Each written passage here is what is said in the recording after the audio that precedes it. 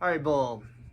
My name is Janapati Das, and once again we are doing another Krishna Katha story from the Krishna book, translated and purported upon by His Divine Grace A.C. Bhaktivedanta Swami Prabhupada. So thank you so much for tuning in today and watching this video, watching this story, listening to Krishna Katha.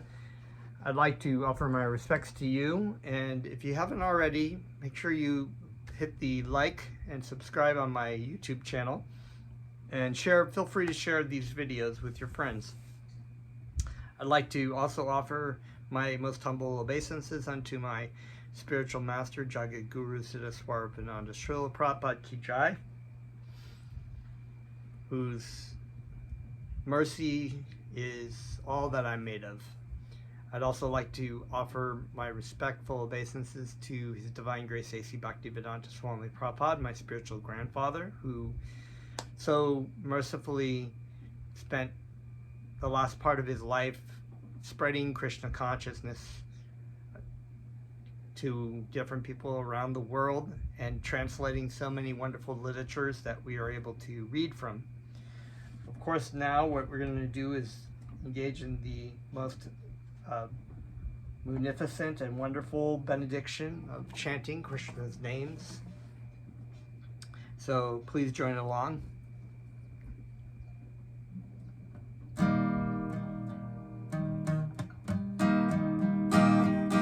Namo Vishnu Padaya Krishna Staya Bhutale Srimate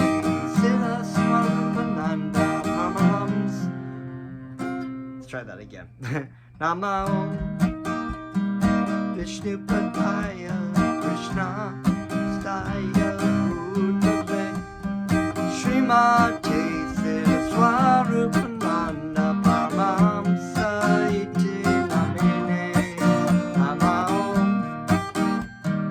Vishnu Padaya Krishna Padaya Bhutale Srimate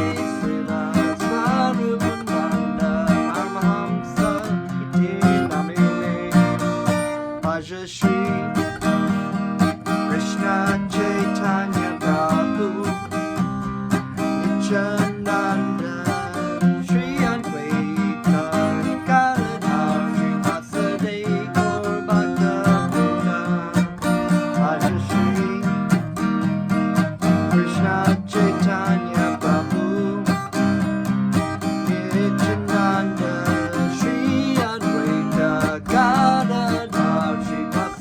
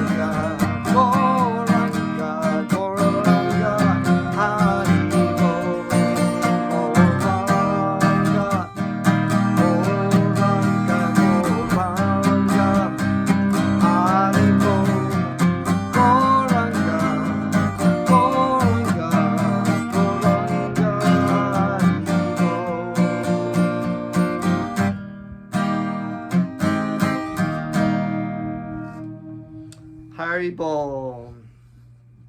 Krishna Krishna, Jai Shri Prabhupada.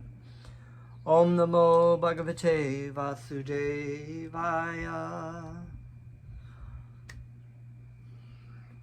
So we are continuing after a little while. It's been a while. Nice to see everyone again. We had read last time from the battle against Shalva, the deliverance of Shalva, the great demon who did austerity so that he could have a powerful flying ship to attack Dwarka and enact his revenge upon the Yadu dynasty and Krishna. But of course, like every demon, they cannot hold up. They may do a lot, but they cannot hold up against Krishna. So we are now in this third section of the Krishna book, and where chapter 9 is entitled The Killing of Dantavakra Viduratha and Romaharsana. So some different kinds of demons. After the demise of Shishapala, Shalva, and Pandra, another foolish demoniac king of the name Dantavakra wanted to kill Krishna in order to avenge the death of his friend Shalva.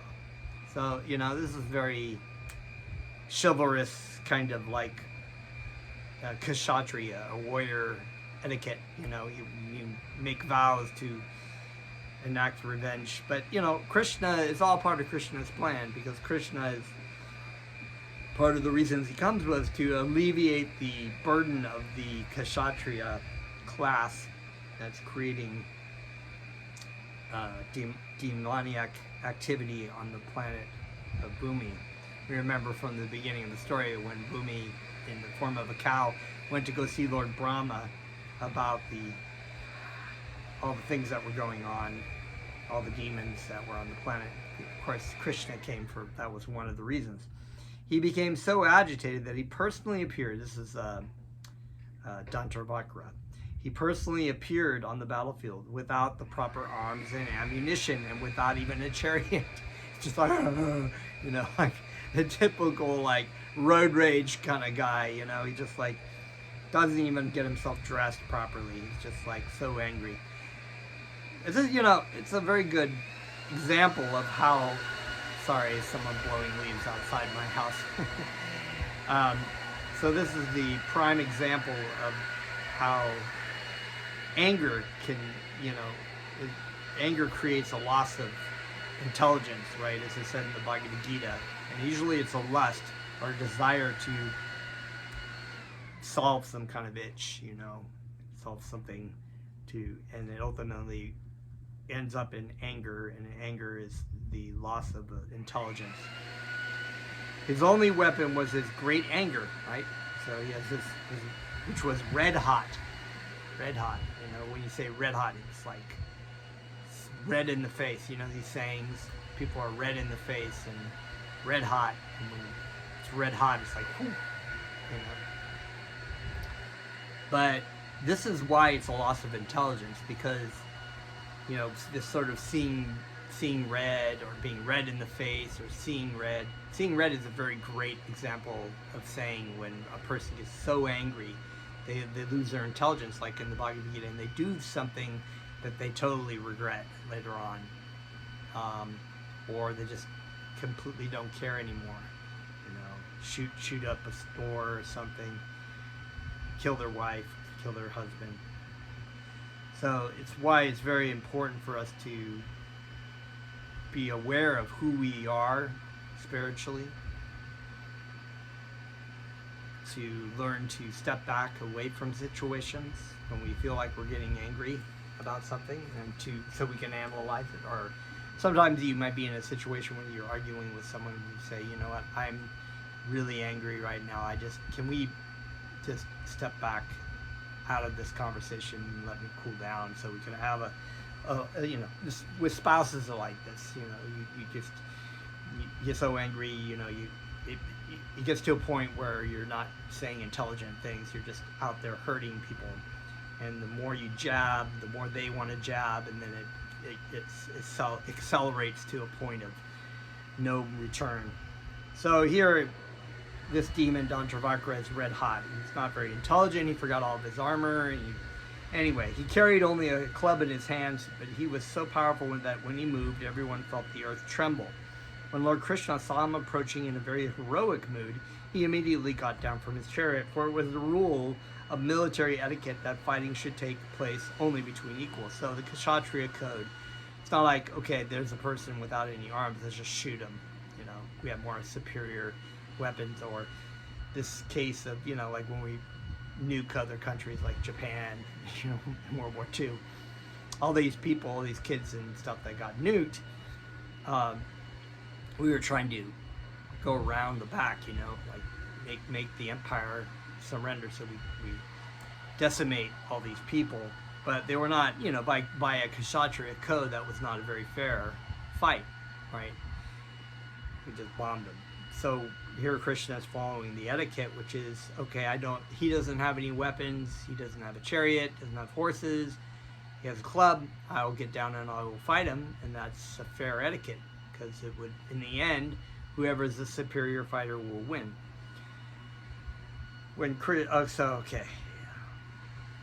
Knowing that Dantavakra is alone and armed with only a club, Lord Krishna responded similarly and prepared himself by taking his club in his hand.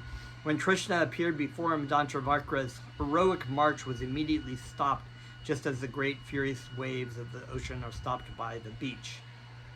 At that time, Dantavakra, who was the king of Karusha, stood up firmly with his club and spoke to Lord Krishna as follows.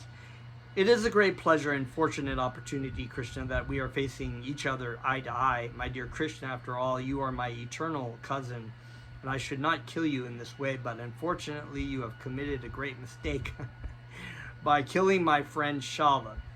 So, there we go, a little bit of arrogance in the fact that he's judging the Supreme Personality of Godhead by saying that that Krishna has made the mistake. So he's putting himself in the position of God. Moreover, you are not satisfied by killing my friend, but I know that you want to kill me also. Because of your determination, I must kill you by tearing you into pieces with my club. Krishna, although you are my relative, you are foolish. You are our greatest enemy, so I must kill you today, just as a person removes a boil on his body by a surgical operation. You just called God to boil. That's a pretty big insult, you know. It's like, oh, this thing that's getting in my way, you know. If you've got these boils, you know, you get them in third world countries a lot. I used to get them in third world countries, but they're infections that happen so big, make it look like a pimple, but they're really, you know. Anyway, he's basically calling Krishna a boil that he has to remove. I'm very much obliged to my friends, and I therefore consider myself indebted to my dear friend Shalva. I can only liquidate my indebtedness to him by killing you. So this is kind of a, I don't know, Kshatriya thing too, but demons do that too. They feel like they have to pay their debt back by doing these things.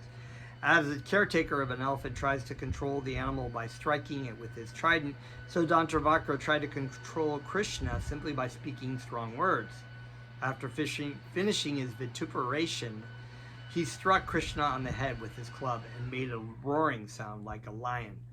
Although struck strongly by the club of Dantavakra, Krishna did not move even an inch, nor did he feel any pain. Taking his Kamodaki club and moving very skillfully, Krishna struck the chest of Dantavakra so fiercely that the heart of Dantavakra split in twain. Just broke it in half. That's a pretty powerful hit.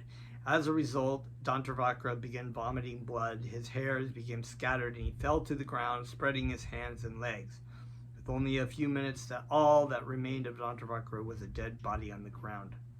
After the death of Dantavakra, just as at the time of Shishupala's death,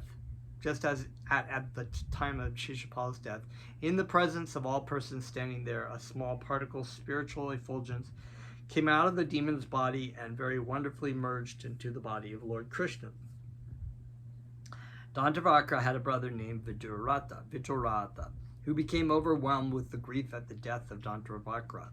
Out of grief and anger, here we go again, Viduratha was breathing very heavily, and just to avenge the death of his brother, he also appeared before Lord Krishna with a sword and shield in his hands. He wanted to kill Krishna immediately. When Lord Krishna understood that Viduratha was looking for the opportunity to strike him with his sword, he employed his Sudarshan chakra, his disc, which was as sharp as a razor, and without delay he cut off the head of Viduratha with his helmet and earrings. In this way, after killing Shalva and destroying his wonderful airplane, and then killing Dantavakra and Viduratha, Lord Krishna at last entered his city Dwarka. It would not have been possible for anyone but Krishna to kill these great heroes, and therefore all the demigods from heaven and the human beings on the surface of the globe were glorifying him. Great sages and ascetics, the denizens of the Siddha and Gandharva planets, the denizens known as Vijadaras, Vashuki, and the Mahanagas, the beautiful angels, the inhabitants of Pitraloka, the Yakshas, the Kinnaras, and the Charanas all began to shower flowers upon him and sing the songs of his victory in great jubilation. Decorating the entire city very festively, the citizens of Dwarka held a great celebration. And when Lord Krishna passed through the city, all the members of the Vrishni dynasty and the heroes of the Yadu dynasty followed him with great respect. These are some of the transcendental pastimes of Lord Krishna, who is the master of all mystic power and the Lord of all cosmic manifestations. Those who are fools, who are like animals, sometimes think that Krishna is defeated, but factually he is the Supreme Personality of Godhead, and no one can defeat him. He always remains victorious over everyone. He is the only one God, and all others are his subservient order carriers. So that's the first part of the story, and I think we could probably... Yeah, we'll read the second part too about Romaharsana. It's great. It involves Lord Balaram, sorry. Once upon a time, Lord Balaram heard that there was an arrangement made for a fight between the two rival parties in the Kuru dynasty, one headed by Duryodhana and the other by the Pandavas. Right. So Lord Balaram, he has a certain interesting relationship in this with both parts of the fight in the Kurukshetra battle between the Pandavas of the Kuru dynasty, and then there's anyway, there's a civil war basically going on, and half the world is fighting on one side and half the other world is fighting on the other, siding with the other. And that's all the past information that's in the Mahabharata, the great epic. Sometimes it intersects with the Srimad Bhagavatam when it's related to Krishna, and sometimes it has, doesn't. It goes separate. But it's a good read, definitely. So there's a battle here going on. But Lord Balaram, he had a familial relationship with both sides. So he had a relationship with the Pandavas, but he also had a strong familial relationship with Duryodhana, who he taught how to fight with the club. And so Lord Krishna, of course, was friends with Arjuna, so Lord Balaram was like, oh, I don't like this. I can't take any side. I can't fight against Krishna, and I don't want to fight against Duryodhana, so I'm just going to leave. Go off on a pilgrimage. That's what this is about. He did not like the idea that he was only to be a mediator and to stop the fighting. Finding it unbearable not to take an active part on behalf of either of the parties, he left Dwarka on the plea of visiting various holy places of pilgrimage. So Lord Balaram, of course, loves fighting. He likes a good fight, but there we go. He first of all visited the place of pilgrimage known as Prabhashakshetra. There we go. Long Sanskrit words. He took his bath there, and he pacified the local Brahmanas and offered oblations to the demigods, Pitas, great sages, and people in general in accordance with the Vedic ritualistic ceremonies. Okay, once again, the Supreme Personality of Godhead, Lord Balaram, whether it's Lord Balaram or Lord Krishna. Lord Balaram, of course, is an expansion of Lord Krishna, the immediate expansion. They set the example of how people should be living In this day and age of Kali, we don't need to worship sages and saints and demigods and forefathers and do all these fire sacrifices. We can chant the holy names as laid out by Lord Chaitanya and Lord Nityananda, Lord Krishna and Lord Balaram as Lord Chaitanya and Lord Nityananda. Very easy, because we're stupid in Kali Yuga, so we can't do all these elaborate rituals. He took his path. Okay, so that is the Vedic method of visiting holy places. So it's prescribed that we should visit holy places, but actually the holy place can be a place where a great saint or a great, like I lived in Hawaii and my spiritual master, wherever my spiritual master has been or is living, that is a holy place because he's walked upon there. He's given lectures there. Just like similarly, my spiritual master used to say that he would go, when they were in India, his godbrothers would go off and want to sightsee in tourist places, but he just wanted to go see Bhaktivedanta because he knew that wherever Bhaktivedanta was Krishna, was Vrindavan. So that was a holy place. So this is a good thing to remember. After this, accompanied by some respectable Brahmanas, he decided to visit different places on the bank of the river Saraswati. He gradually visited such places as Pritudaka, Bindusara, Tritakupa, Sudarna Tirtha, Vishala Tirtha, Brahma Tirtha, and Chakra Tirtha. Besides these, he also visited all the holy places on the bank of the Saraswati River running towards the east. After this, he visited all the principal holy places on the bank of the Jamuna and on the bank of the Ganges. Thus, he gradually came to the holy place known as Naimisharanya. This holy place, Naimisharanya, is still existing in India, and in ancient times it was especially used for the meeting of great sages and saintly persons with the aim of understanding spiritual life and self-realization. When Lord Balaram visited that place, there was a great sacrifice being performed by a great assembly of transcendentalists. Such meetings were planned to last thousands of years. When Lord Balaram arrived, all the participants of the meeting, great sages, ascetics, brahmanas, and learned scholars, immediately arose from their seats and welcomed him with great honor and respect. Some offered him respectful obeisances, and those who were elderly great sages and brahmana offered him blessings by standing up. After this formality, Lord Balaram was offered a suitable seat, and everyone present worshipped him. Everybody in the assembly stood up in the presence of Balaram because they knew him to be the Supreme Personality of Godhead. Education or learning means to understand the Supreme Personality of Godhead. Therefore, although Lord Brahma appeared on the earth as a Kshatriya, all the Brahmanas and sages stood up because they knew who Lord Balaram was.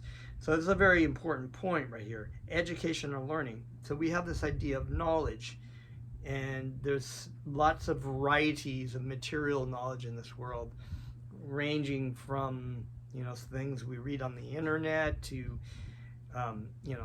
information. I would say certain kinds of information. But ultimately, we have to ask ourselves, what does this information, how does it answer the question of who you are and what the purpose of your life is? So a lot of information, a lot of so-called knowledge and education that we learn is it's not really education or learning after all, because it is a temporary flash in the pan, or sometimes not even true at all, actually, even on a material level. So knowing the difference between spirit and matter and who is the controller of both is the ultimate source of knowledge, and what we do with that information, how we reinstate our relationship with Krishna after we understand who we are in spirit. It's a very important point. Unfortunately, after being worshipped and seated at his place, Lord Balaram saw Romaharsana, the disciple of Vyasadeva, the literary incarnation of Godhead. So Vyasadeva is an actual literary incarnation. He's written down so many different scriptures and treatises, and of course, there's the whole Srimad Bhagavatam is based on his,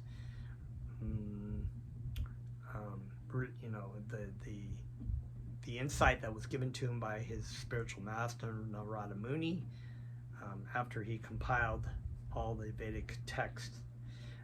Okay, so he said, he had neither gotten up from his seat, so this is Romershan, nor offered him respects. Because he was seated on the Vyasa-san, he foolishly thought himself greater than the Lord. Therefore, he did not get down from his seat or bow down before the Lord. So he's actually on the Vyasa-san, and on the Vyasa-san is the spiritual master. But the spiritual master should understand that Vyasadeva is, even this, disciple of Vyasadeva, who is the literary incarnation of, not the disciple, but Vyasadeva, literary incarnation, is God in the literary incarnation, doesn't recognize God as Lord Balaram. So he doesn't get up. He thinks, oh, I'm more important than this Kshatriya. So, interesting. Lord Balaram then considered the history of Romershan. He was born in a Shuta family, or a mixed family, born of a Brahmana woman and Kshatriya man. Therefore, although Romershan considered Balaram a Kshatriya, he should not have remained sitting on the higher seat. Lord Balaram considered that Romershan, according to his position by birth, should not have accepted the higher sitting position because there were many learned Brahmanas and sages present. He also observed that Romershan not only did not come down from his exalted seat, but he did not even stand up and offer his respects when Balaramaji entered the assembly. Lord Balaram did not like the audacity of Romershan, and he became very angry with him. And as we've known from past stories, when Lord Balaram gets angry, better watch out. When a person is seated on the Vyasa-san, he does not generally have to stand up to receive a particular person entering the assembly, but in this case, the situation was different. Why? Because Lord Baladev is not an ordinary human being, right? He's the Supreme Personality of Godhead. Romershan should have known this and should have acted accordingly. Because even in the situation where, like Narada Muni or all these people that come and see Krishna, they do things, but immediately Krishna acts in a way that's seemingly like he's worshiping a great sage or saint, but these people understand who they are. They don't act foolishly like this or arrogant. Therefore, Romershan Shuta was voted to the Vyasa-san by all the Brahmanas. He should have followed the behavior of other learned sages and Brahmanas who were present, and should have known that Lord Balaram is the Supreme Personality of Godhead. Respects are always due to him, even though such respects can be avoided in the case of an ordinary man. The appearance of Krishna and Balaram are especially meant for the re-establishment of the religious principles. As stated in the Bhagavad Gita, the highest religious principle is to surrender unto the Supreme Personality of Godhead. That's a very important point. So we have all these kind of rules, regular, all these different things, but the ultimate pinnacle, where Krishna says in the Bhagavad Gita, just give up all varieties of religions and just surrender unto me. I shall give you protection from all sinful reactions. Do not fear, right? It is confirmed in the Srimad Bhagavatam that the topmost perfection of religiousness is to be engaged in the devotional service of the Lord. When Lord Balaram saw that Romershan Sutta did not understand the highest principle of religiousness, in spite of having studied all the Vedas, he certainly could not support his position. So this is a very important point. You have Vyasadeva, who is the literary incarnation, the spiritual master of this Romershan Sutta, right? Teaching him something that he did not pick up on, but even as Vyasadeva, he had compiled all these things, and we had at the beginning of the Srimad Bhagavatam, he inquired, like Arjuna inquired to Krishna, he inquired to Narada Muni, his spiritual master. He said, I don't understand why I'm not satisfied, why I'm not happy when I've done all these things. I've compiled all the Vedas and the Vedanta Sutras and the Mahabharata and the Puranas and all these things I've compiled and written down. Why am I not satisfied? And Narada Muni, he asks Narada Muni in a humble state of mind, and Narada Muni, as his spiritual master, instructs him. But here Romershan does not humbly take that position and say, why do I not feel like getting up or anything? He just does it. And so he has to be chastised by Lord Balaram. in the way that he's going to be. So when, in spite of having studied all the Vedas, so he studied all the Vedas from the literary incarnation, who actually also inquired from his spiritual master why, after compiling the Vedas, was not satisfied, right? He certainly could not support his position. Romaharsana Sutta had been given a chance to become a perfect Brahmana, but because of his ill behavior and his relationship with the Supreme Personality of Godhead, his low birth was immediately remembered. Romaharsana Sutta had been given the position of a Brahmana, but he had not been born in the family of a Brahmana. He had been born in a Pratiloma family. According to Vedic concepts, there are two kinds of mixed family heritage. There are called Anuloma and Pratiloma. When a male is united with a female of a lower caste, the offspring is called Anuloma. But when a male unites with a woman of a higher caste, the offspring is called Pratiloma. Romaharsana Sutta belonged to the Pratiloma family because his father was a Kshatriya and his mother a Brahmana. Because Romaharsana's transcendental realization was not perfect, Lord Balaram remembered his Pratiloma heritage. The idea is that any man can be given the chance to become a Brahmana, but if he improperly uses the position of a Brahmana without actual realization, then his elevation to the Brahminical position is not valid. So it's an important point to know that it's not, there might have been like a Brahman caste system in the sense that there were Brahmins and Kshatriyas and Vaishyas and Shudras, but it said here that even a Sudra or lower than a Shudra, because of the mercy of Lord Chaitanya, can actually be higher than a Brahmana by this spiritual realization, by the understanding and the application of their spiritual master's instructions. After seeing the deficiency of realization in Romaharsana Sutta, so Romaharsana Sutta, although he had a very elevated spiritual master, he didn't have the realization because he wasn't obviously following his spiritual master right. Lord Balaram decided to chastise him for being puffed up. So he was kind of arrogant. He was puffed up. I'm the man on the seat. This is a very, the spiritual master who takes the seat of Vyasadeva is never feeling qualified to do so, but does so under the instructions of his spiritual master to help the conditioned souls come back to Krishna.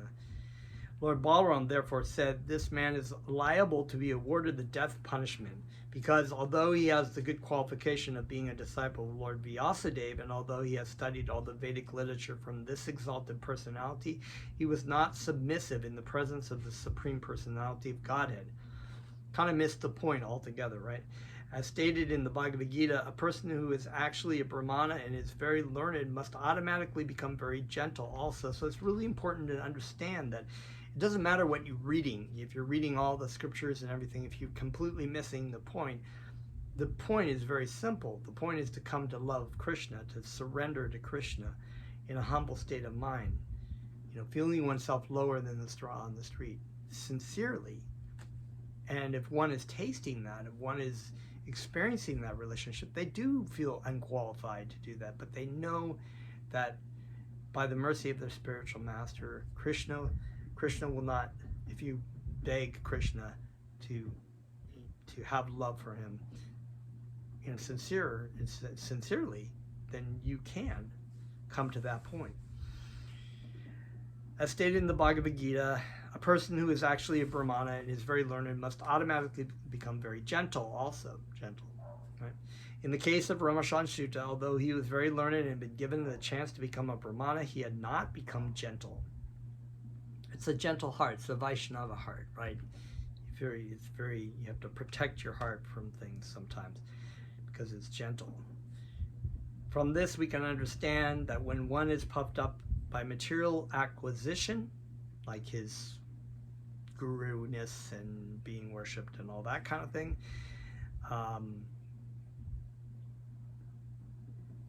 he cannot acquire the gentle behavior befitting a Brahmana. The learning of such a person is as good as a valuable jewel decorating the hood of a serpent. Right? So you're getting struck by this false ego. Despite the valuable jewel in the hood, a serpent is still a serpent and is as fearful as the ordinary serpent. If a person does not become meek and humble, all his studies of the Vedas and Puranas and his vast knowledge in the Shastras become simply outward dress, like the costume of a theatrical artist dancing on the stage. It's just wonderful, because there's Bhaktivedanta, there's so much literature, but if you can take little bits of it and just reflect on it and apply it in your life. And although it's good, of course, to read and study as much as you can, it's not an external kind of mental thing. It's a realization, as my spiritual master would say, that it's not that you read the literature and then you kind of know, like it's having the realization and reading something in the literature and realizing that's what I'm experiencing. So we have a great tendency in this age of information with internet and whatnot to be like, let me accumulate as much stuff that I can know about so I can just like pull it out and flash it, without there really being any kind of an internal realization of anything. So the point of spiritual literature is like you eat it a little bit, but that you apply the knowledge that's been given to your by your spiritual master of hearing and repeating Krishna's names in your life. In that practice, your heart becomes gentle. Your heart becomes gentle, becomes soft, because that chanting is cleaning your heart. And then you have the internal experiences. You have the realizations. And then you pick up the book and you say, oh, here it is. If a person does not become meek and humble, all his studies in the Puranas and his vast knowledge in the Shastras become simply outward dress. So you're really realizing, wow, I just understand now that it's not about what I'm learning mentally, it's about what I'm experiencing and realizing by reading the words of Krishna. So that's a very wonderful thing. We don't need to dress ourselves like we do with material knowledge and look how knowledgeable I am. I know all these things about what's going on in this part of the world, and this stuff about science, and this stuff about that, and this stuff about that. And so when I get on the internet or Facebook, I can just destroy the person on the other side of the chat and feel really good about myself, but not really make any. And they're just thinking, "Oh, fuck you, I'm right." They don't have that realization, because Krishna's that's not something that Krishna's telling them. They're fighting and trying to, like, let me get my weaponry out. I have more armory than you. So here, Romaharsana Sutta had a lot of learning, but he had completely missed the point. And this is what Balaram is saying in Bhaktivedanta. Lord Balaram began to consider thus, I have appeared in order to chastise false persons who are internally impure. There we go, right there.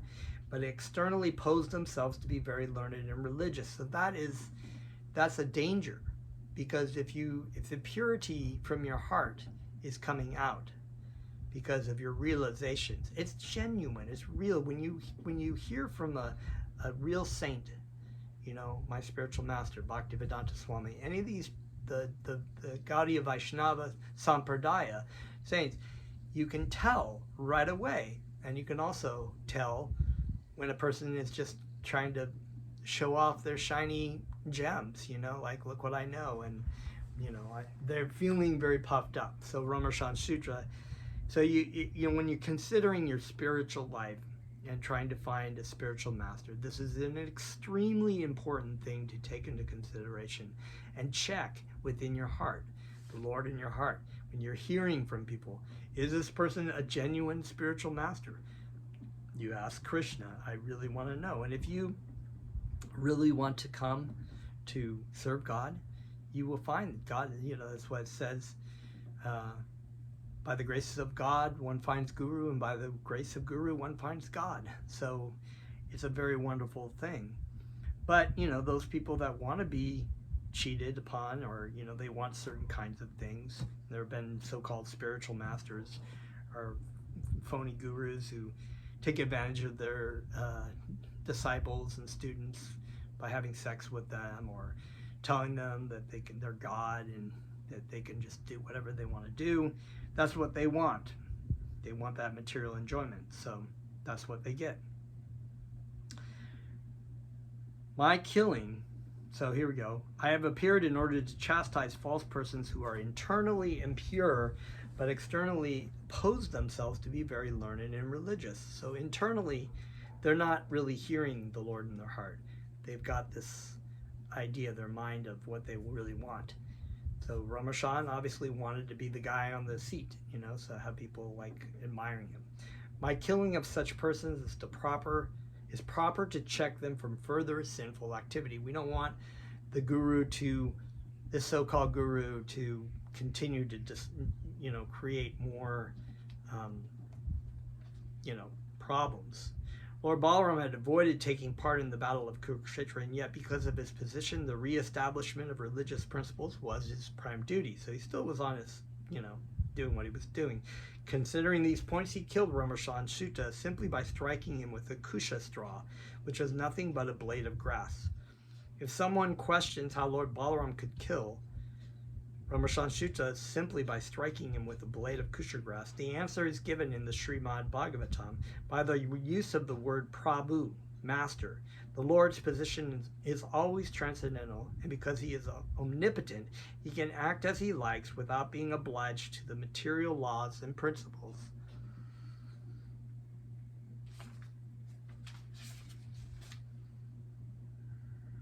Thus it was possible for him to kill Ramashan Sutta simply by striking him with a blade of kusha grass. At the death of Ramashan Sutta, everyone present became very much aggrieved, and there was roaring and crying. Although all the Brahmanas and sages present there knew Lord Balaram to be the Supreme Personality of Godhead, they did not hesitate to protest the Lord's action, and they humbly submitted. Our dear Lord, we think that your action is not in line with the religious principles. Dear Lord Yadunandana, we may inform you that we Brahmanas posted Ramashan Sutta on that exalted position for the duration of this great sacrifice. He was seated on the Vyasasan by our election, and when one is seated on the Vyasasan, it is improper for him to stand up to receive a person. Moreover, we rewarded Ramashan Sutta an undisturbed duration of life. Under the circumstances, since your lordship has killed him without knowing all these facts, we think that your action has been equal to that of killing a Brahmana. Dear Lord, deliverer of all fallen souls, we know certainly that you are the knower of all Vedic principles. You are the master of all mystic powers. Therefore, ordinarily, the Vedic conjunctions cannot be applied to your personality, but we request that you show your causeless mercy upon others by kindly atoning for this killing of Ramashan Sutta.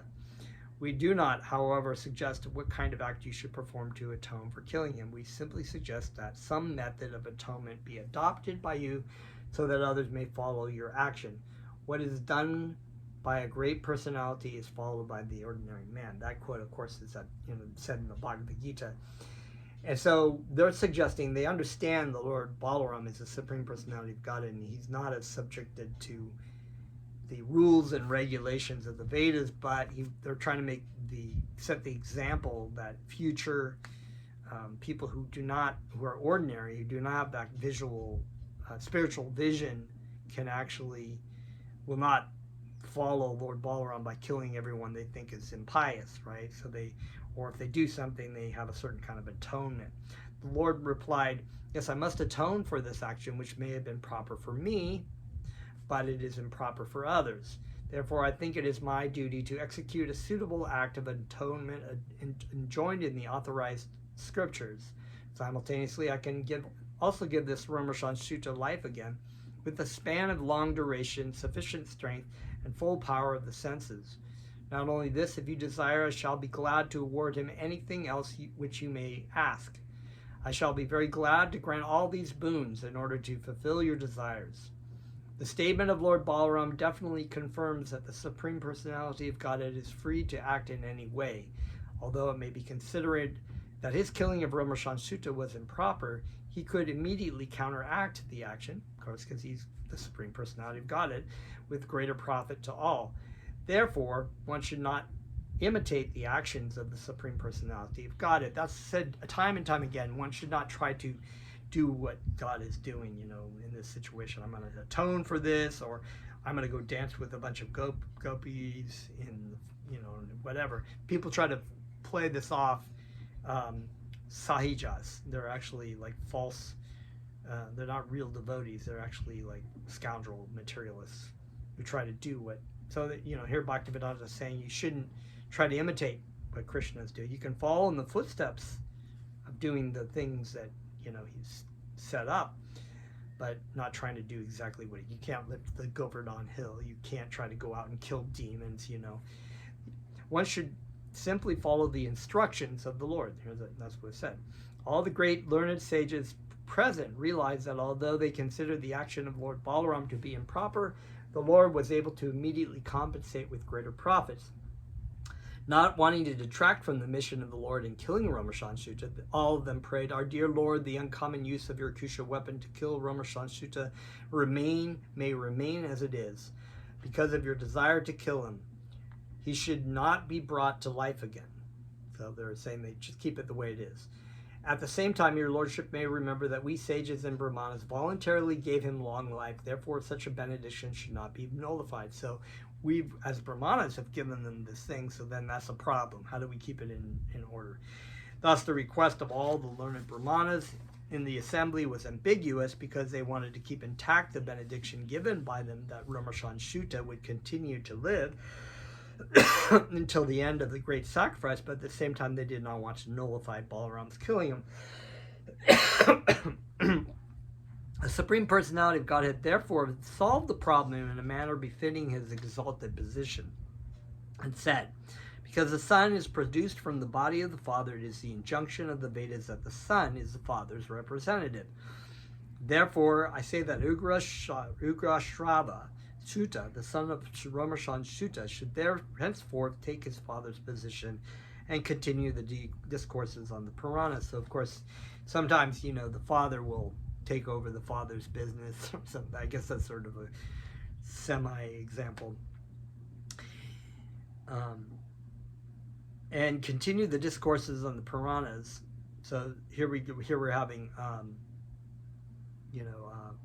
Sutta Goswami is going to be, and he appears in the story of the Srimad Bhagavatam, right? "This benediction will be transferred to your son. The son, Ugrashrava, will therefore have all the facilities you offered, long duration of life and a good and healthy body without any disturbances and full strength of all the senses." Lord Balaram then implored all the sages and brahmanas that aside from the benediction offered to the son of Romaharsana, they should ask from him any other benediction, and he would be prepared to fulfill it immediately. The Lord thus placed himself in the position of an ordinary kshatriya and informed the sages that he did not know in what way he could atone for his killing of Romaharsana, but whatever they would suggest he would be glad to accept. The brahmanas could understand the purpose of the Lord, and thus they suggest that he atone for his action in a manner which would be beneficial for them. They said, "Our dear Lord, there is a demon of the name Balvala. He is the son of Ilvala, but he is a very powerful demon, and he visits this sacred place of sacrifice every fortnight on the full moon and moonless day and creates a great disturbance to the discharge of our duties in the sacrifice. O descendant of the Dashara family, we all request you to kill this demon. We think that if you kindly kill him, there will be your atonement on our behalf. The demon occasionally comes here and profusely throws upon us contaminated, impure things like pus, blood, stool, urine, and wine." like that. It's like pus, blood, stool, wine. And of course, wine is nasty. "And he pollutes the sacred place by showering such filth upon us. After killing Balvala, you may continue touring all these sacred places of pilgrimage for 12 months, and in that way you'll be completely freed from all contamination. That is our prescription." So, of course, they're saying, okay, well, this is what you're going to do, So, but once again, they know Lord Balaram doesn't need to purify himself of contamination, right? But he's going to do this in the next story about his pilgrimage, killing the demon and going on a pilgrimage of what the common man should do of to purify themselves in that day and age.